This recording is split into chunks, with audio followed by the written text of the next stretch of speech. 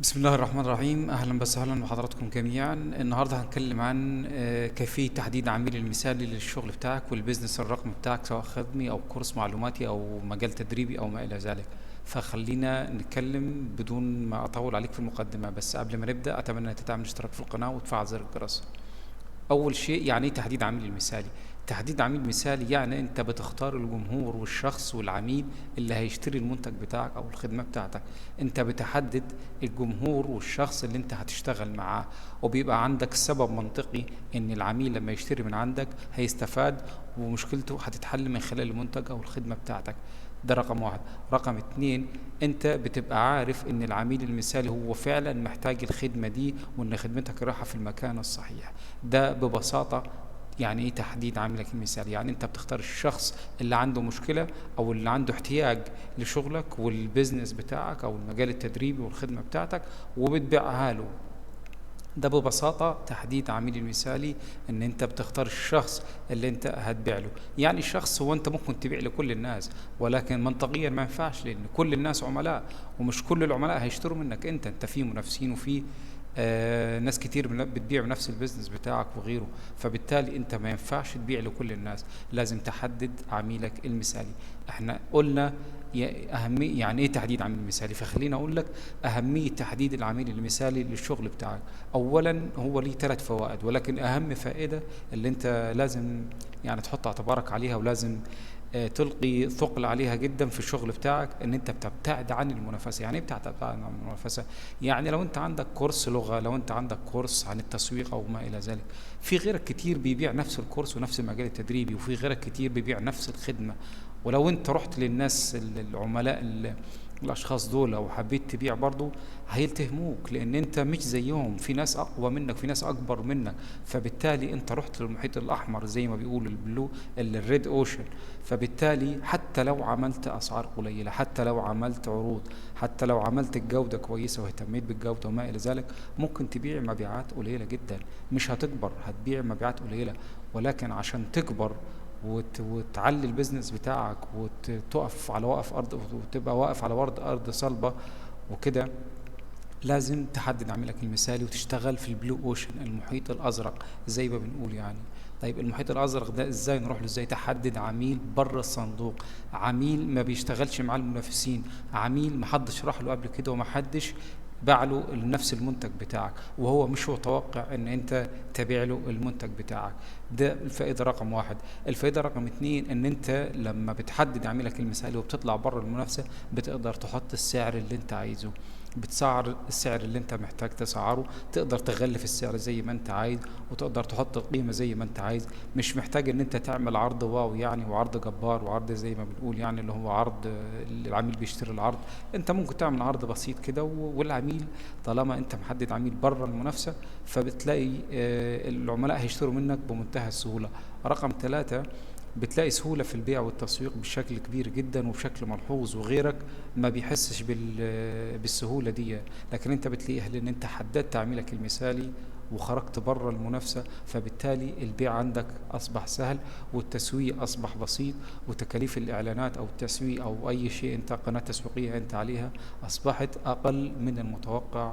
ومش هو اللي هيكون مثلا عائق ليك او كده، لا بالعكس، انت باقل ميزانيه تسويقيه بغض النظر عن سعر المنتج او نوع المنتج اللي انت هتشتغل فيه، فهتجيب مبيعات وهجيلك عملاء، وهتكبر في السوق واحده واحده، وهتعرف من ساعتها من النقطه دي ان انت تكبر البيزنس بتاعك وتعمل سكيلنج للبيزنس بتاعك بشكل كبير. فخليني اقول لك ان تحديد العميل المثالي اهم مما تتوقع واكتر مما تتخيل. كتير ناس بتغفل عن الموضوع ده، يعني بيروح عامل اعلان عنده منتج او خدمة غالية بيعدي ثمنها $1000 او $1500، وبيروح عامل اعلان تعالى اشتري من عندي كذا، تعالى اشتري من عندي، انزل رحلة سياحية. وهو بيبيع رحلة سياحية ب $1500 ولا $1000 على اقل تقدير، وبيقول للعميل تعال اشتريها، ولا عامل آلية بيعية، ولا عنده سيلز بروسيس، ولا عامل صفحة هبوط، ولا محدد عميل المثالي، ولا حتى الكوبي رايت في الاعلان مظبوط. فبالتالي ده بيروح لجوه الريد اوشن، ما بيخرجش بره المنافسه. مبيعاته ما فيش، طبعا مصاريفه كتير، فبالتالي البيزنس بتاعه كل يوم في النازل، وبزنس هش ومش واقف على ارض صلبه زي ما بنقول. فتحديد عميلك المثالي من اهم النقاط اللي انت لازم تحطها في عين الاعتبار علشان تعرف تبيع وتعرف تحقق ارباح بشكل كويس للبيزنس بتاعك. الفيديو ده مش طويل، انا مش هطول عليك في الفيديو، بس خليني احكي لك يعني ايه شويه امثله عمليه كده احنا قدامنا احنا وبنتكلم. خلينا ناخد أمثلة دلوقتي عملية بشكل عملي يعني كده مكتوبة قدامنا علشان نعرف برضو بشكل عملي يعني ايه تحديد عميل مثالي. لو عندنا شخص بيبيع كورس لغة ألمانية، أو لو حضرتك عندك شخص بتبيع كورس لغة ألمانية، فالعملاء المثاليين العاديين اللي فيهم منافسة هيكون شخص عاوز يسافر خارج الوطن العربي للعمل، شخص عاوز يعمل في مجال السياحة والسفر، شخص عايز يطور من نفسه ومن مهاراته، شخص يريد أن يكون مهتم لوظيفة ما، شخص أن يكسب من تدريسه للغة الألمانية، شخص عايز يفتح قناة يوتيوب ويقدم محتوى تعليمي للغة الألمانية، وهكذا. دول لو حضرتك هتقرر ان انت مثلا تعملهم عملاء مثاليين ليك للكورس اللغة الألمانية بتاعك، فأعتقد ان دول هيكون فيهم منافسة بشكل كبير. لكن لو حبيت تخرج بره المنافسة، وناخد مثال بسيط على كده، ممكن نقول مثلا ان الشخص متزوج من ألمانية وعايز يتعلم اللغة الألمانية علشان يعرف يتواصل مع زوجته. يعني رقم واحد، شخص متزوج من ألمانية وعايز يتعلم اللغة الألمانية علشان يعرف يتواصل مع زوجته. مثال تاني برضو، شخص مهتم بدراسة الثقافة الألمانية والنمساوية والسويسرية، ده برضو شخص مهتم بدراسة الثقافة الألمانية، برضو كورس الألماني هيكون مفيد جدا ليه. ولكن لو عملت انت الثلاث اشخاص دول او الست العملاء المثاليين، الست العملاء دول اللي فيهم منافسه كبيره، هتكون انت دخلت جوه الريد اوشن، فبالتالي مبيعاتك هتبقى قليله. لكن لو اخترت شخص من الاثنين دول مفيش منافسه فيهم، طلعت انت بره المنافسه، انت طلعت نفسك بره المنافسه واخدت عميل بره المنافسه. هو شخص مهتم بالثقافه الالمانيه، ما توقعش حد ان ممكن حد يعرض عليه كورس الماني، فلما انت تستهدفه بالكوبي رايت بتاع الاعلان بتاعك او المحتوى المجاني بتاعك، وتقول له تعالى اشتري من عندي كورس الماني هيسهل عليك دراسة الثقافة الالمانية، فبشكل سهل هيشتري منك. ولو عملت له عرض كويس برضه بشكل سهل هيشتري منك. ولو شخص برضه متزوج من المانية او نمساوية او سويسرية او من لوكسمبورغ، الاربع دول دول بيتكلموا نفس اللغة الالماني، الا مثلا اعداد بسيطة من نفس الدول، فبالتالي الشخص المتزوج من ألمانيا أو من الدول دي هيبقى مهتم إنه ياخد كورس بشكل بسيط لغة ألمانية لما بتعمل إعلان. برضو الكورسات يفضل فيها إعلانات بعد ما بتعمل محتوى مجاني. فبالتالي أنت من العاملين المثاليين دول اللي احنا عملناهم هتخرج بره المنافسة ومبيعاتك هتزيد. ناخد مثال تاني على شخص تاني بيقدم خدمة تصميم المواقع. لو هو هيستهدف عميل مثالي في منافسة، خلينا نقول شخص يقدم خدمات الانترنت، جرافيك ديزاينر او ما شابه، ده لازم يكون عنده موقع، وده في منافسه، في ناس كتيره بتقدم عن خدمات الجرافيك ديزاينر وعندها مواقع.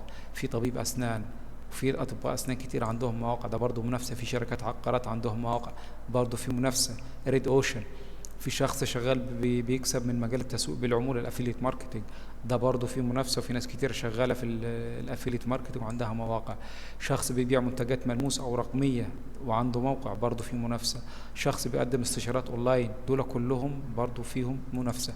ولكن لو استهدفت شخص عنده قناة يوتيوب بيتكلم عن اي شيء مثلا، قلت له تعالى اعمل لك موقع، يعني لو عنده قناة يوتيوب بيتكلم عن التاريخ الاسلامي او تاريخ العالم كله مثلا، قلت له تعالى اعمل لك موقع، والموقع برضه هيزود من معدل التحول عنده، وهيجيب له يعني هيزود الشغل بتاعه مثلا. فبالتالي ممكن يبقى انت كده اخدت عميل مثالي بره الريد اوشن، خليتك في البلو اوشن، فبالتالي عمليه البيع هتكون سهله عندك. شخص عنده شركه سياحه وسفر وما عندوش موقع، لازم شركه السياحه يبقى لها موقع، والا ما يعني شركه السياحه هتبقى غير احترافيه. فبالتالي انت استهدفت عميل مثالي بره الريد اوشن. فانت هتختار، يعني خلينا برضو احنا اخدنا مثال على السريع كده، تختار انت العميل المثالي اللي مش عليه منافسة، وتعمل عليه استهداف، تعمل استهداف لشخص مثلا عنده قناة يوتيوب ايا كان نوع المجال ايه بتاعه، تعمل له موقع الكتروني او صفحة هبوط. شخص عنده شركة سياحة وسفر، فبالتالي انت العملاء دول خرجت نفسك بره المنافسة، وتعرف تزود اسعارك وتعرف تبيع وتزود من مبيعاتك. فبالتالي انت حققت المعادلة الصعبة، بدل ما انت تتعب في خدمة العملاء وتحسن في تجربة المستخدم وتحسن في العرض وتقلل من سعرك، وانت في الريد اوشن برضه مهما تعمل مبيعاتك هتكون قليلة لو انت قررت ان انت تختار العملاء اللي هم عليهم منافسة كبيرة مع شركات كبيرة. يعني ما انا مش شايف ناس كتيره مهتمه بتحديد العميل المثالي كبزنس يعني في الوطن العربي. في ناس كتير مش مهتمه بيه، ما اعرفش ليه، لكن هو من اهم الاشياء اللي انت تعملها للبزنس بتاعك، اللي ما يكون اهمها على الاطلاق، يعني لا يقل اهميه عن وضع ميزانيه اعلانيه للشغل بتاعك. فاهتم بيها بشكل كبير، ما تهملهاش، خلي حد متخصص يعملها لك، واختار عميل مثالي بره الريد اوشن، خليك في البلو اوشن. ما تصعبش على نفسك الامور، سهلها على نفسك في البدايه علشان بعدين تعرف تنطلق وهتلاقي الامور مشيت معاك. اتمنى يكون الفيديو كان مفيد، وشكرا على المشاهده، وما تنساش تعمل متابعه. ان شاء الله نشوفك في فيديوهات جايه. السلام عليكم.